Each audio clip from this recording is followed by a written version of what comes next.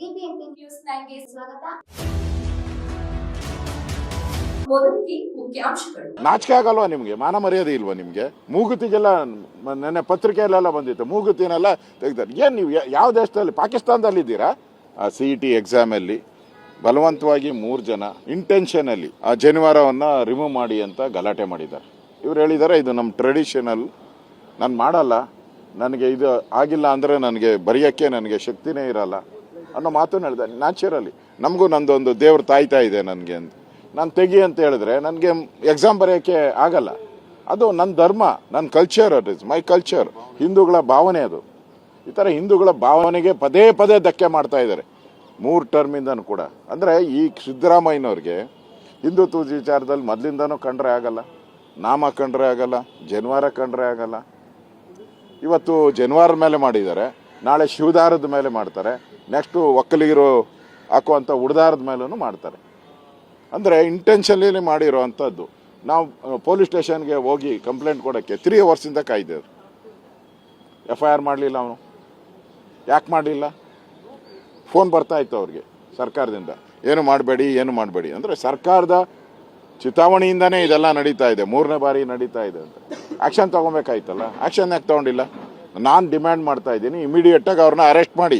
ಇಲ್ಲಾಂದರೆ ಇದು ಮತ್ತೆ ರಿಪೀಟ್ ಆಗ್ತೈತೆ. ಬೇರೆ ಧರ್ಮದವ್ರಿಗೆ ನೀವು ಹಿಂಗೆ ಮಾಡ್ತೀರಾ? ಬೇರೆಯವರು ಏನಾರು ಹಾಕಿದ್ರೆ ನೀವು ತೆಗೀರಿ ಅಂತ ಹೇಳ್ತೀರಾ ಅವ್ರಿಗೆ? ಬೇರೆ ಧರ್ಮದವ್ರಿಗೆ ಹೇಳಿ, ಬೇರೆ ಧರ್ಮದವ್ರಿಗೆ ಏನು ತೆಗಿಯೋಕ್ಕೆ ಇಲ್ಲನ ಇನ್ಸಿಡೆಂಟ್ ಇದೆಯಾ? ನೀವು ನಮ್ಮ ಹಿಂದೂಗಳಿಗೆ ಮಾತ್ರ ನೀವು ಟಾರ್ಗೆಟ್ ಮಾಡ್ತಾ ಇದ್ದೀರ.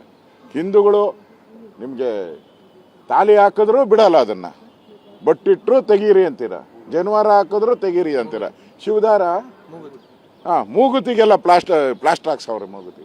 ನಾಚಿಕೆ ಆಗಲ್ವಾ ನಿಮಗೆ? ಮಾನ ಮರ್ಯಾದೆ ಇಲ್ವಾ ನಿಮಗೆ? ಮೂಗುತಿಗೆಲ್ಲ ನೆನ್ನೆ ಪತ್ರಿಕೆಯಲ್ಲೆಲ್ಲ ಬಂದಿತ್ತು, ಮೂಗುತಿನೆಲ್ಲ ತೆಗ್ದಾರೆ. ಏನು ನೀವು ಯಾವ ದೇಶದಲ್ಲಿ? ಪಾಕಿಸ್ತಾನದಲ್ಲಿ ಇದ್ದೀರಾ? Where are you Siddaramaiah? ಪಾಕಿಸ್ತಾನದಲ್ಲಿ ಇದ್ದೀರಾ ನೀವು? ಯಾಕೆ ಹಿಂಗೆ ಪದೇ ಮಾಡ್ತೀರಾ?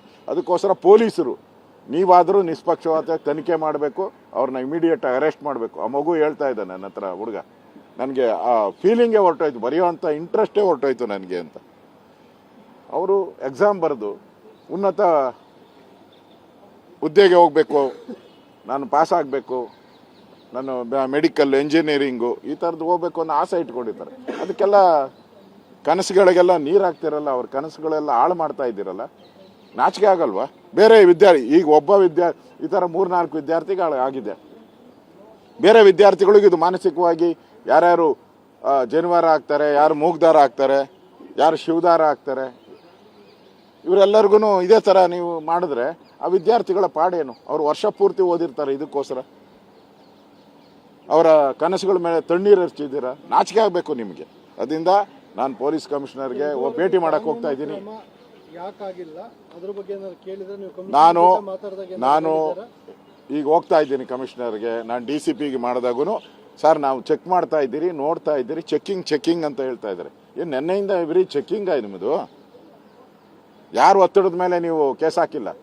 ಈಗ ನಾನು ಬರ್ತೀನಿ ಪೊಲೀಸ್ ಕಮಿಷನರ್ ಆಫೀಸ್ಗೆ ಅಂತ ಗೊತ್ತಾದ ತಕ್ಷಣವೇ ಪೊಲೀಸ್ ಇನ್ಸ್ಪೆಕ್ಟರ್ ಫೋನ್ ಮಾಡ್ತಾರೆ, ಬನ್ನಿ FIR ಕಾಪಿ ಕೊಡ್ತೀನಿ, ತಗೊಂಡೋಗಿತ್ತೆ. ಯಾಕೆ 3 ಅವರಿಂದ ಅಲ್ಲೇ ಕಾದ್ಕೊಂಡು ಕೂತಿದ್ರಲ್ಲ, ಯಾಕೆ ನಿನ್ಗೇನು ದಾಡಿ ಆಗಿತ್ತು ಕೊಡೋಕ್ಕೆ? ಕೊಡಲಿಲ್ಲ. ಈಗ ಫೋನ್ ಮಾಡ್ತಾ ಇದ್ದೆ, ಬನ್ನಿ ಅಂತ.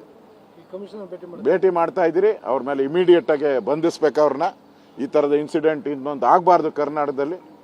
ಇಮಿಡಿಯೇಟಾಗಿ ಬಂಧಿಸಬೇಕು, ಅವ್ರನ್ನ ಜೈಲಿಗೆ ಕಳಿಸ್ಬೇಕು. ಈ ಆಗ್ರಹವನ್ನು ಮಾಡೋಕ್ಕೆ ನಾನು ಹೋಗ್ತಾ ಇದ್ದೀನಿ.